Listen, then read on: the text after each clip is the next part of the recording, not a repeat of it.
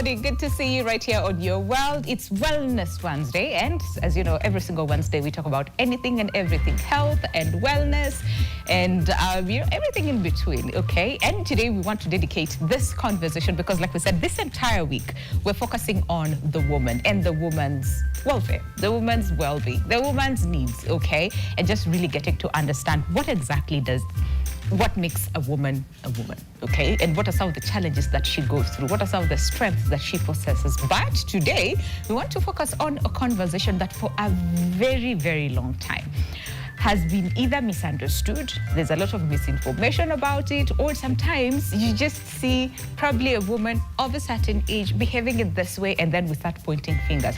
Or sometimes we actually use this term menopause as an insult. And I remember when we were in school, and especially our teachers, mwalimu akikuja and she's not feeling too well, you start saying, we are for menopause, we are for menopause and whatnot. So we use it as an insult. But really, do we know what these women go through, okay? Do we know what it looks like, and do we know the different ways that we can support women? So that is what we want to focus on the conversation today, and we'll start with understanding perimenopause, menopause, post-menopause. What exactly does it mean, and what do they look like, and what impact can it have on a woman's body and general well-being? So it's going to be an amazing, amazing conversation. Stick around until the end of the show.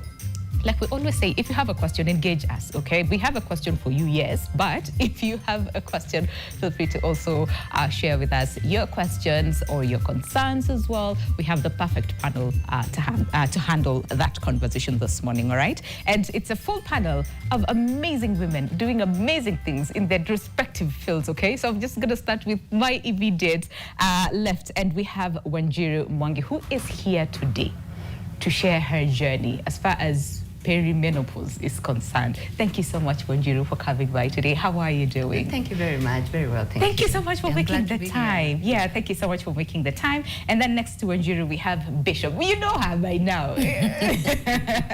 Bishop Grace Budadidalizo. Leo akuji kama Bishop. Leo anakuja kutuambia, hey, menopause. She was telling us, uko behind the scenes, the conversations that you guys don't get to hear. It's like, hey, we need this thing. Ulisema sahi umefanya nini? Umeinua mikono. It is so good to see you. Yeah. You look amazing, Bishop, as well. Thank you so much for making the time. And then next to Bishop is Nancy. Nancy, ulikuwa umeenda wapi wewe? Ama ni bibi nilipotea? Well, it's a good opportunity to be back again. Karibu sana. And Nancy Kabiru is a mental health psychologist joining us this morning. Because again, like I was saying, we're looking at it holistically, okay? From our mental health to our physical bodies as well, and the different changes that happen. And next to Nancy, we have Dr. Kabugo Kamau, who is a certified, okay, menopause practitioner. Did we get that right? Yes, you did. Karibu sana, good to see you on the show. And thank you as well for making the time. And I see there's a theme going on here. There's a bit of flowers, there's a bit of patterns, there's a bit of, it's a lot of things going on, which is really, really nice. We were in the spirit. We were in the spirit. It was a cold morning. It was we had to brighten morning, right? Yes, absolutely. Absolutely. And we also have a question for you this morning. And like I said, the question is very simple. And we're asking you, have you ever believed a myth about menopause? If so, which one? Okay? So myths around menopause.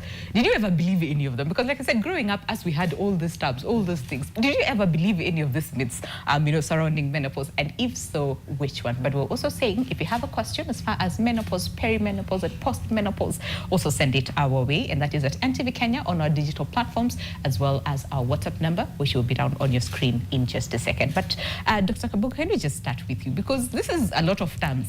Perimenopause, menopause, post-menopause, like it's a lot of poses, right? Can we start with understanding what means what, and at different stages that probably either they present or they come?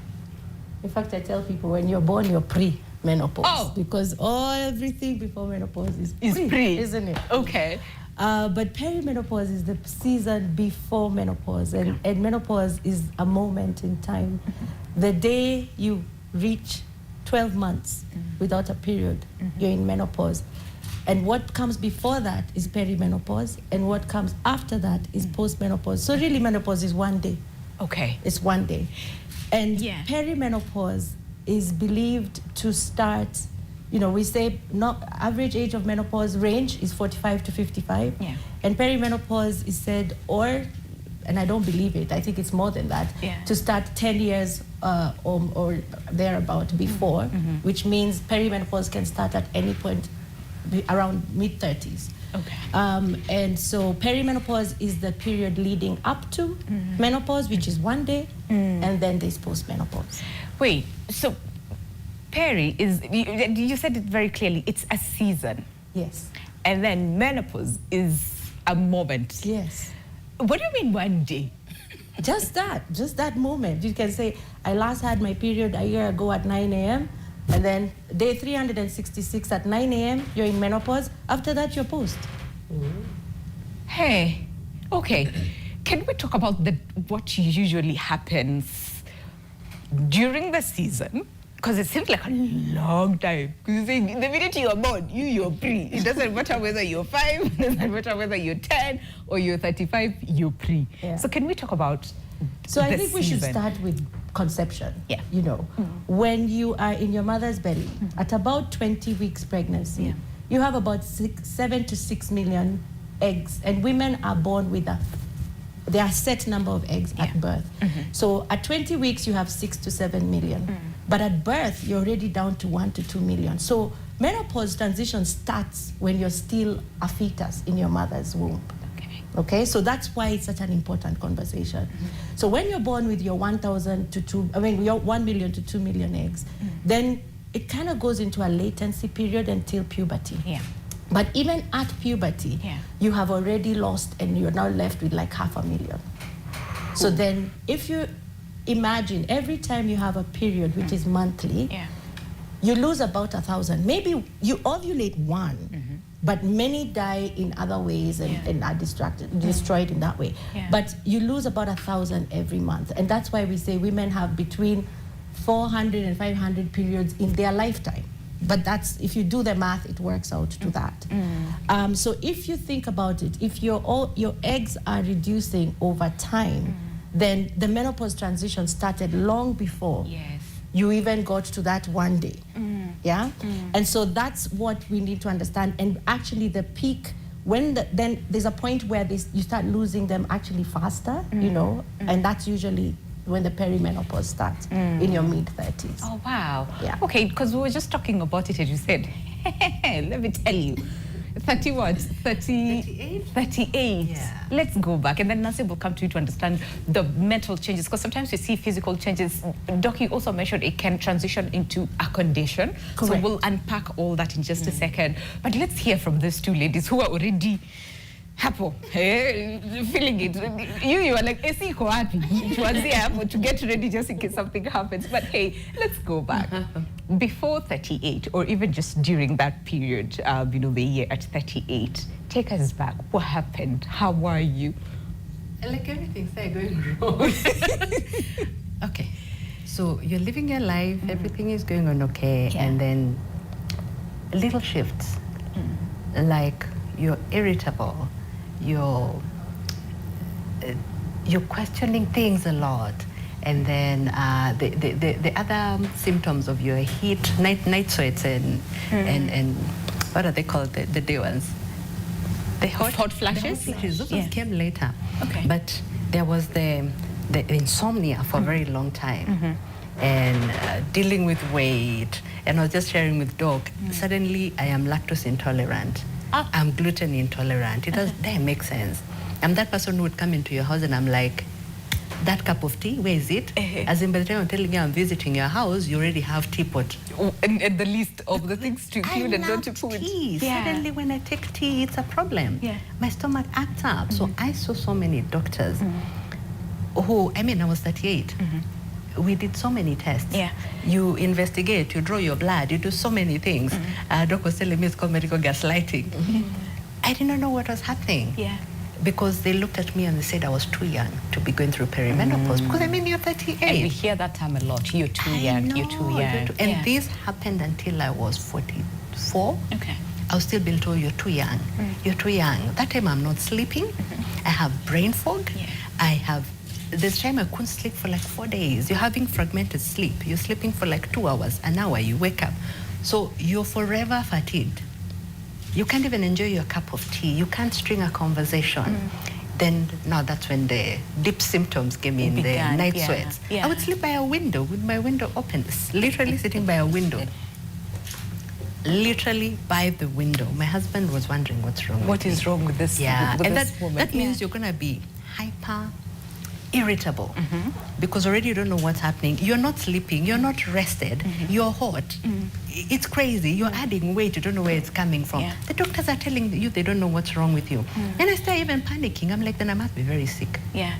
You start thinking of the scariest of diagnoses. You're like, this must be something really, really bad because the doctors cannot find they can't figure it out. How are you supposed to figure it out? You know? And just to pick on the symptoms that you mentioned, Doc, this is easy. Most of us will be like, yeah, you know, maybe I just had a bad day, or maybe I took something that messed up, you know, my mood, or like it's very easy for us to point at other things, but perimenopause, menopause is not one of those things that we're like, hey, is it happening? You know, like it's not the first thing that we will actually pick, you know, immediately. Let's hear from Bishop as well, and then, you know, we'll combine the two and hear from you and Nancy as well. Bishop, when did this start? Because I know this year is when you were like, hey, let me tell you, a lot of things are happening in my body. Thank you, Winnie.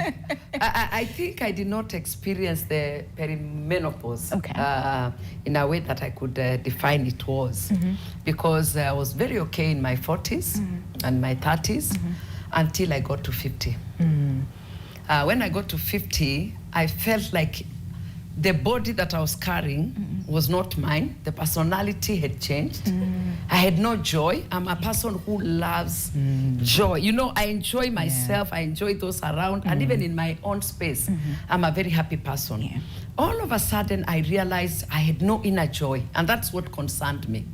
Then palpitation, you know. You know, my heart is beating very fast. At one point, I thought I was going to die.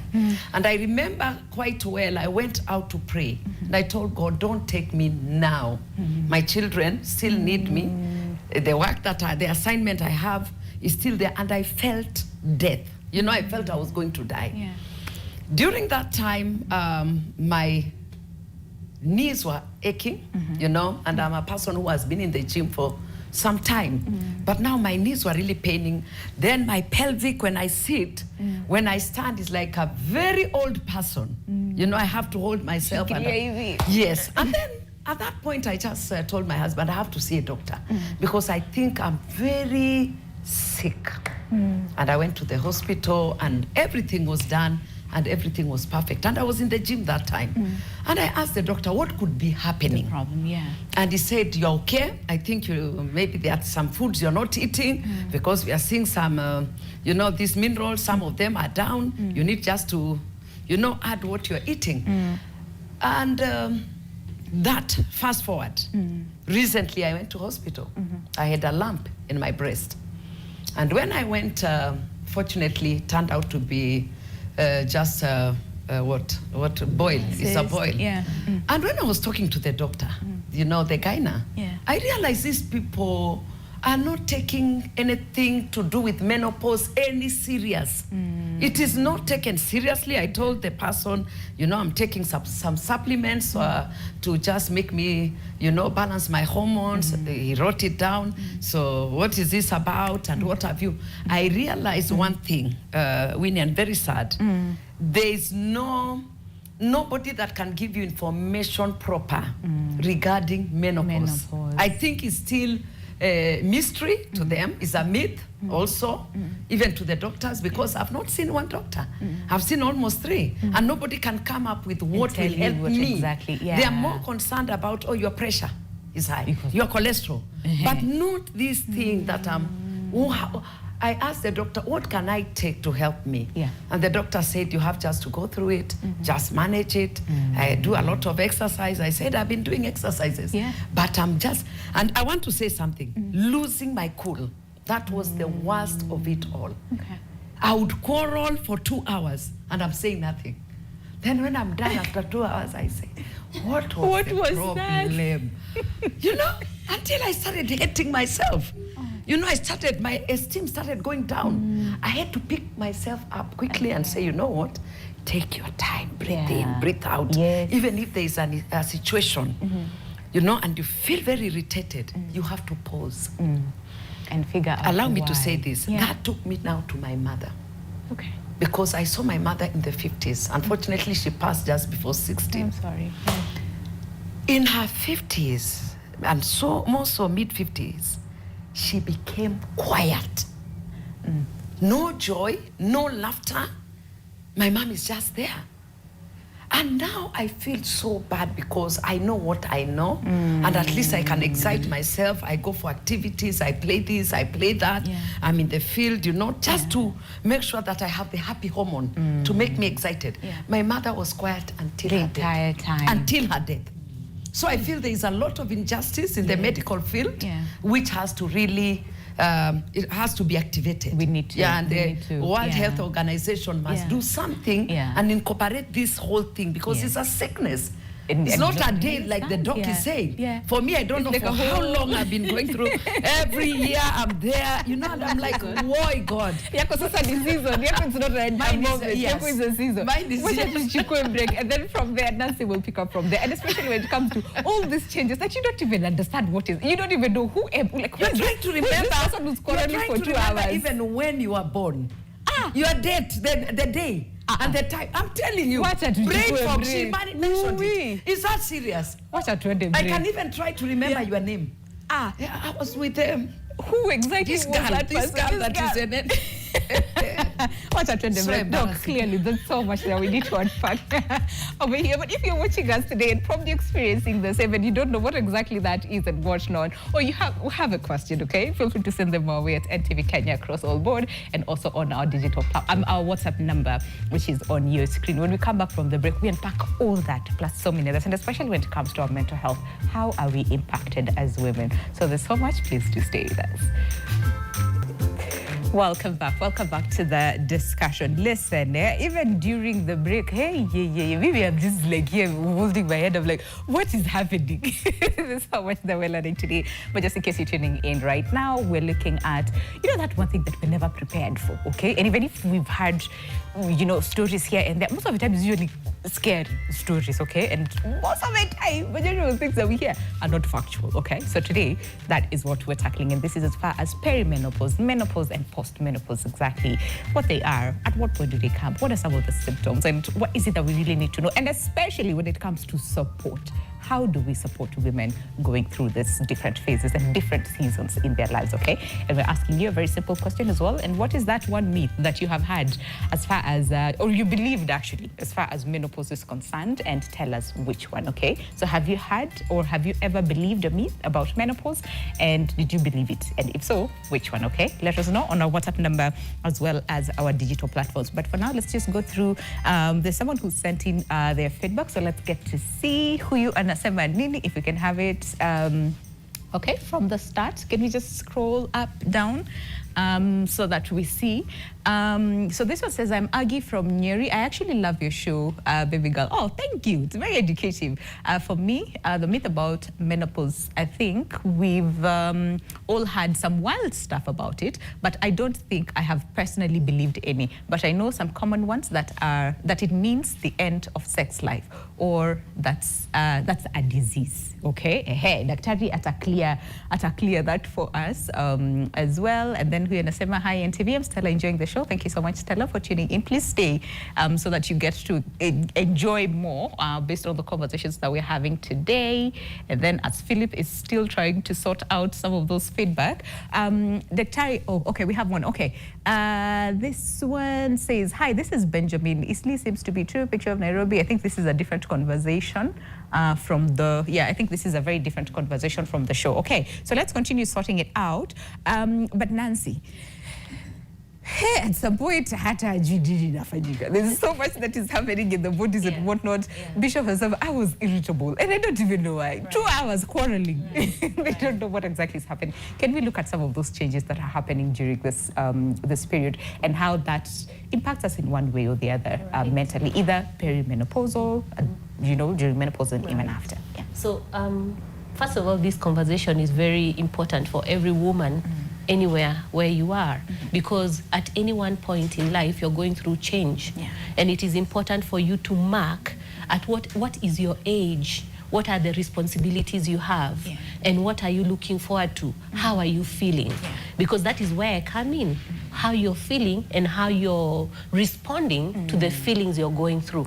So people come to me in therapy because they have relationship issues, they have lack of concentration at work, they are feeling discomfort with themselves, and there are those who are at a period of feeling extreme isolation or suicidal ideation based on what is happening internally. So your age helps us to be able to cap what could possibly be happening to you and your medical history. Sometimes, and women find it odd when I ask them, when was the last time you had your period, right? Some say, well, my period is not regular. Sometimes I get it every 3 months. I don't remember 6 months ago. It has become, my period time has shortened. So instead of 28, you're having a period in 24 days. Maybe then you have pain that is happening. And then you find that during that time, towards your period, you're also experiencing a lot of internal mood changes. And when you're going through these mood changes, people who are close to you experience the rough you. You know, and you might get feedback.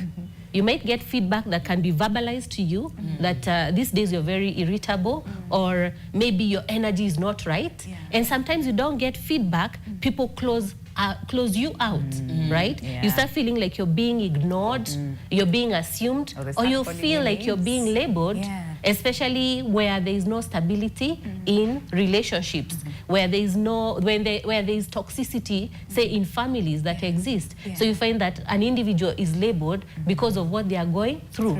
So the work begins with you as an individual, as a woman, where you are, because it is only you who can help to pinpoint the stage you're in and the symptoms you're experiencing, which then, as the people who practice in the medical field, can be able to point it out to you. And now we take up interventions.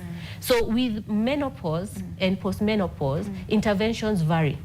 So therapy will be one of the ways to support a woman going through menopause, because as I said, clashes in relationship, even with yourself. You might have challenges relating with yourself. Dr. Dalizu here talked of low self-esteem, you know. There is someone who also mentioned self-sabotage, you know, not believing in their own ability or doubting what they can be able to achieve, yet they know they are qualified, they are skilled, and they were once able to achieve that. So this conversation becomes very broad. So I mentioned some of the things that people come to me in therapy for. And when we pinpoint, we can pick your age, your medical history, and what you're experiencing. If it is beyond us, we then send you to a gynecologist, someone in the reproductive health. Now, with the information you have and the insight you have from therapy, you can be able to guide your doctor so that they are not guessing, so that you're not subjected to, you know, unnecessary tests here and there. I've had people come and tell me, I have developed autoimmune. My joints are now inflamed, you know. I have breathing issues, you know. I feel like I don't have clarity in my thoughts. And when you go to the hospital, they just give you some, you know, they dispense medication, but you've not understood, how do I manage this condition that I'm going through? If you can be able to manage your mood, understand your triggers, and understand your cycle around when do you get quite intense with feeling and picking out or being able to sense what makes you uncomfortable. And then what support system can you be able to put up, and can your environment support you around that time? Because women need to be their own advocate. If you're not your own advocate, then we face challenges. But you know what, Nancy, most of the time we're told, you're not the first woman to go through this. Our grandmothers went through it and they were able to go through it. So like, what makes you think So a lot of women go through this journey alone. It's such a lonely space for them, because again, if you talk about it, you're labeled. If you don't talk about it, you're still labeled. Like, do if you do if you don't. So I think that when we're talking about support, then would want to understand what kind of support, like, do we ask? What support do we give you? you know, like, because sometimes, like you said, there's some people who withdraw, and there are some who will actually point it out and say, hey, nowadays I've noticed you're this and that. So what kind of support That's where is right? I said self-advocacy comes in, because then you express what you're feeling. Sometimes your children can even point out you're quite moody when you come home, right? Or what's going on, mom? That response did not warrant, my question did not warrant the response you get. So it's important to be aware, take in what you're being told. Don't take it personally. It's feedback, right? Sift through the feedback to understand what is it pointing towards. What is it that I'm, my environment is trying to amplify for me to pick up, right? And be able to express, okay, right now I need some personal space. If you do need some personal space, or engage in community health, in community activities where you feel that you're, there's a sense of importance if you're not getting it at home, right? So creating support system in those different fronts helps you to know that you matter, that you're going through life, you're still human, and you can, after doing that, you can then be able to take some time to reflect on and pick up on, okay, so this is how I'm feeling mentally. And then in my gut, this is what I'm experiencing. With my relationships, this is where I am, right? And then health-wise, say your sleep, this is what I'm going through. So what support is available for me at that point that I can go for? And it could be expensive at first, but very important and necessary. Because if we do not take up that step, then you go into the extreme where you're realizing what you're going through when it has impacted you with lifestyle illnesses. We have diabetes, we have high blood pressure that comes because of not taking care of your lifestyle. I see. Yeah. And I think the most important thing is just to tell the woman, whatever you're feeling is valid. Because sometimes we try to invalidate that and make them feel all those things, not understanding really what they're going through. Doc. So a lot of things that was pointed out by, Mwangi as well as Bishop. Because Bishop was like, I never experienced, that season. The menopause went from a moment to a season. So like, does it differ from persons to persons? Do you have people who experience perimenopause, others don't, and then, it comes later, and then we'll also dig deeper into the symptoms that I've also pointed out. First of all, I want to say there's only one Winnie. Okay. There's only one Winnie, there's only one, there's only one, there's only one. So there will only be one experience for Winnie. And you are unique, and yours is yours. So there are things that are common, there are things, and even in them being common, you experience them differently. So we do talk about symptoms, but when she was talking about when someone comes to you, and this is an argument I have with my colleagues, is that babies go to pediatricians, children go to pediatricians. Who do we go to? We are always just sent to the gynecologist. It's either gynecologist or now any other thing that's going on. But when a woman comes to see you, whatever practice you're in, you need to look at what is the age of this woman and what other things could be going on. Because like she said, you get palpitations, and even that was my experience. I thought I was dying. I got 2 palpitations. What did I do? I went to see a cardiologist, and the cardiologist plugged me in, and he said, there's absolutely nothing wrong with you. Fine. And I said, but I was dying.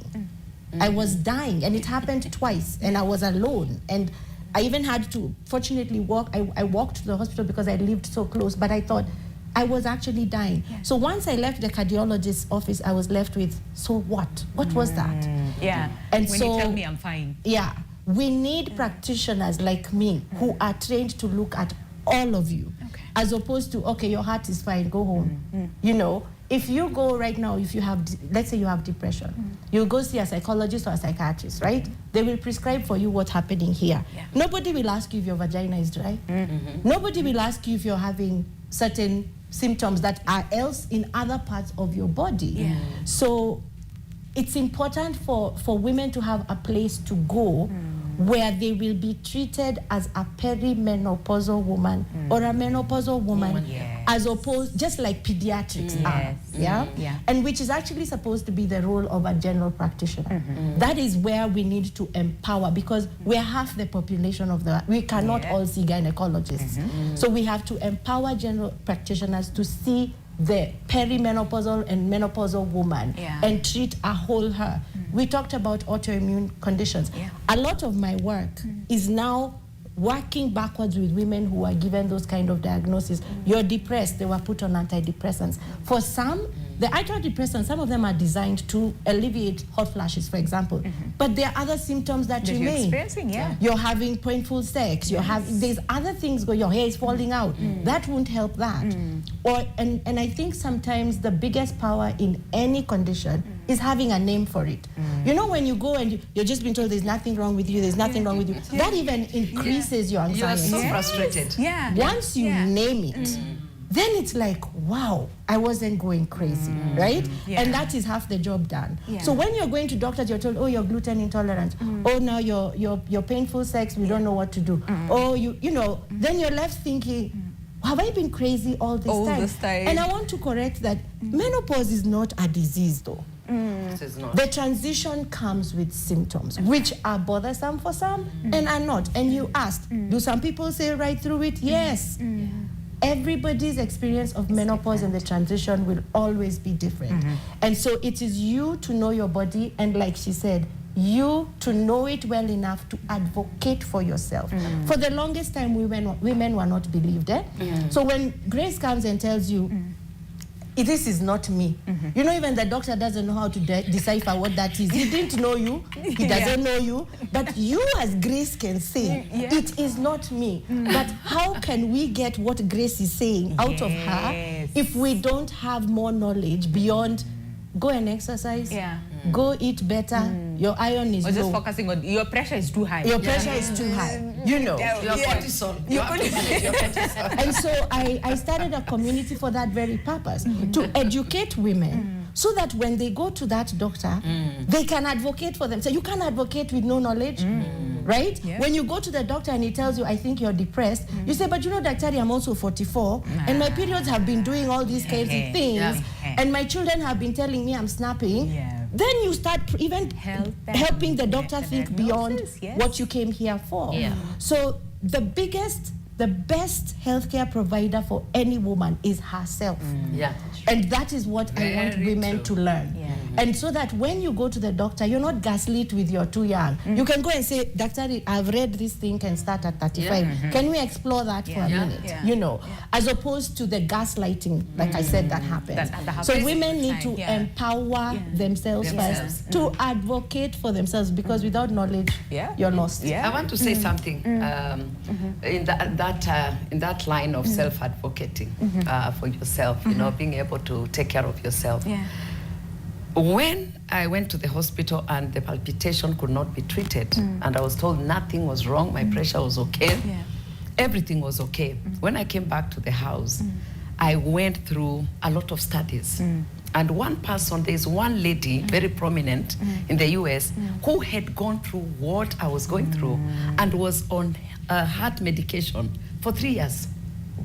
And meanwhile, there was nothing wrong with her heart. It's just that erratic, you know.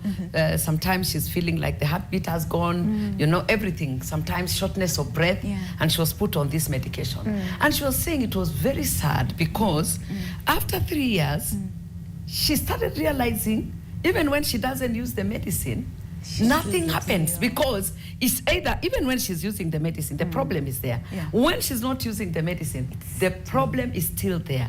And that's when she realized it had nothing to do with all that. It was about her age and the time she was in. That was my beginning of salvation. You know, from there now, I started to exercise more. I started now to, you know, control how I feel so much. But I want to say, Winnie, women in menopause, as it has been until now, that situation is stigmatized.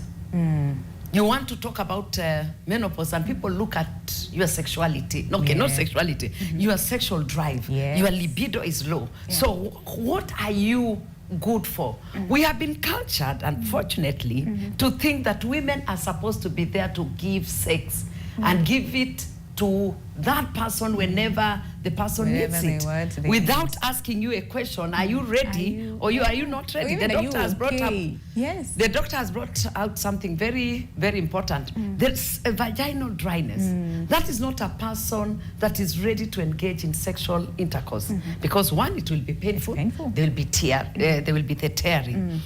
Number two, you meet somebody and you're not even happy. You're not excited about meeting them. Or even your husband is a problem. You know, you look at him and you wonder, what are you saying? I don't want to hear what you're saying, what you're talking about.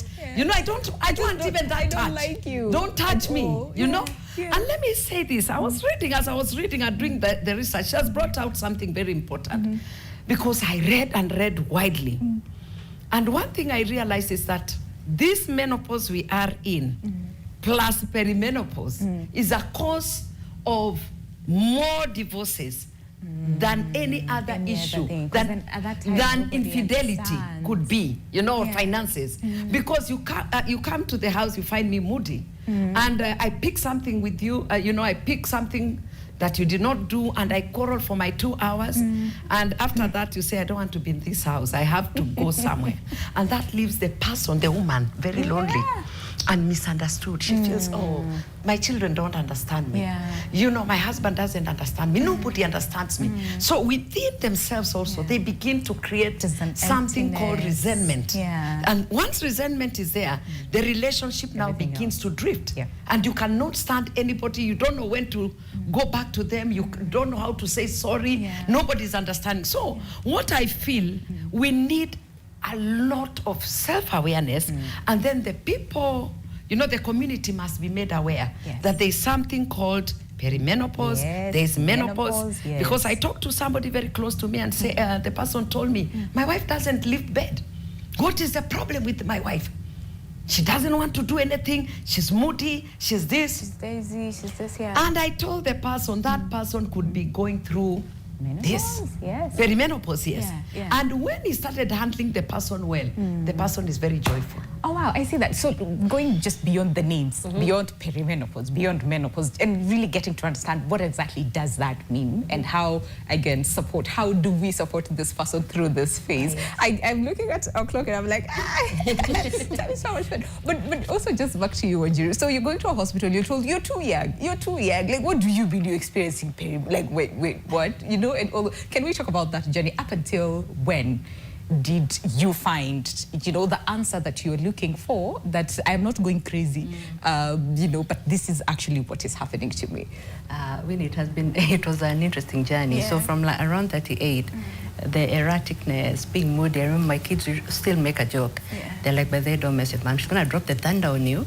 Because it feels like she has dropped the thunder, like the little word. So, because sometimes something so little will trigger you and you'll go off, you fly off the handle, and you're like, what is happening? Hospital, and all those problems, your weight, lactose intolerant, gluten intolerant, which you never used to have. Weight is not going and you're working out. Suddenly, now I connected to what Bishop talked about. I could not hike. I used to be an avid hiker, but I couldn't go down the hills, now the mountains like I used to. So all these things, and you keep going back, you exhaust your medical cover because you're doing test and test. But every time, doc, I don't know what KPIs you guys are given. Whenever you go to the hospital, you leave with a bag of medicine, of whatever. You leave with a bag of medicine because they're treating this and that and that. But they're like, you're okay. Then I'm going through perimenopause. These are my donkey years. So I'm working very hard. I'm a mother, I have a job, I'm a life coach, I'm doing all these things. Then there was a thing, they're like, nothing is wrong with you, so I think you're hitting burnout. You need to slow down. So burnout became the thing. Now, if we think you're burning out, you need to slow down. You need B12, you need what? So then, I was prescribed for bags and bags of supplements. Supplements are not cheap in this country. No, they're not. So you go to the shop, you leave with supplement for like 20 Gs, but you will buy because you're desperate. I just want to sleep. I remember one day going to the hospital and I begged this guy, I told him I'm not slept for 3 days. Actually, I think it was like a week. I felt like I was literally going out of my mind. I couldn't focus, I couldn't think. I felt like a time bomb. I was like, just give me one tablet. I just want to sleep. Let me just sleep for one night. He was like, no, but I actually thank him. Because I was like, you know what? go change your bulb. You know, now the good habits. Make sure your bedroom is dim. Sleep hygiene. So I tried all that until 2 years ago when I went and saw a doctor, like Dr. Kafugo, who is certified. And we did the whole test, and she was like, my goodness, the hormonal whatever thing, like, it's very high. What have you been doing? I mean, you're 44. Don't you realize you could be in perimenopause? I'm like, no, but the doctors have told me I am too young. And it is, we actually like that term. I am young. Does it help that you also have a bit of, you're in denial a little bit because of what is out here when you say perimenopause. Up until recently, it was a conversation that was never had. People never talk about it. So you're also in denial, you're hoping you're not. And then I remember talking to this doctor, and she tells me 50% of the people will go through almost all the 140 symptoms. 25% might not go through so many of them. And another 25% will coast through it until they get to menopause. So most of my friends who are my age mates, some even older, are not going through what I'm going through. So that it makes it even harder. So as you're saying, doc, even you're telling the doctor, but they're like, yeah, my friends are not going through this. My friends are in their early 50s. My friends are in their late 40s. They have no idea what I'm going through. So until I did the test that then determined, you're in this space and you might need a bit of support. And also what Dr. Kapugo and also Nancy talked about, naming it. When you know what it is, I knew I was not dying. I don't have a big situation that is unsolvable. It's perimenopause. You know, you kind of relax. Now, everybody in my house, my friends, everybody's my community. My children, my husband, they know there's perimenopause. And sometimes when you walk in and they can tell time bomb, my little one comes, can I get you a cup of tea? Because they're my support system now. And my husband goes like this, sometimes you're like a hot wire. I'm like, let me go and do my business, I'll be back. I'll come back later. And because they understand and they're walking the journey with you. And it also saves that I don't have to keep apologizing. Because sometimes they act like a lunatic. And you come, okay, I'm so sorry. I'm so sorry. But because I don't know what that was. We're going through it, so they'll be like, Mommy, can I get you a cup of tea? Mommy, what do you need? Nice. So that is really, really nice. I want you to put a pin on it, okay? And Doc, just like less than a second. I don't know if that's possible, okay? But we continue next week because I see our time and I'm like, we need to take a break and then prepare for the next session. And I do not want to rush you through it. But just in case someone is watching and going through this alone, in just one statement, what would you tell them as we, get ready for the next session? What I want to say is women need communities. Women need spaces where they can go and talk about this and not feel judged. They need to know that they can say whatever they're feeling and it is valid. No more gaslighting women when they come and talk about how they're feeling. Look at the whole woman, not her ovaries, not her brain only, look at the whole woman. And I also want to say that there's a lot of events going on around town about menopause, and I'm glad that we are getting to that point. We as the Women's Health Cafe are also screening one, which is about perimenopause, which will start the conversation. And this time I want to have a conversation about how to perimenopause the African way. It's not about hormone therapy, it's about what we are doing, what our ancestors did, because they did something and they did not have the symptoms we are having. Okay. Watch at Wiki Pause happen. Next week on Wednesday, we continue now with this conversation for 2 hours. So we'll answer all your questions. We will all your concerns, everything around perimenopause, menopause, and post-menopause. Leo tumefanya tu hivi, scratch surface. Okay, and ladies, thank you so much for coming by today. Please come back again next week on Wednesday. We have a date. We have a date, okay? Let's cross over to the next hour and we'll be focusing on a journey towards International Women's Day, and we'll be looking at the government's perspective on International Women's Day and what the gender card looks like, especially now in this day and age. So also stay tuned for that conversation. But for now, allow me to say thank you to these amazing, amazing ladies for coming by today. I will see you in the next hour.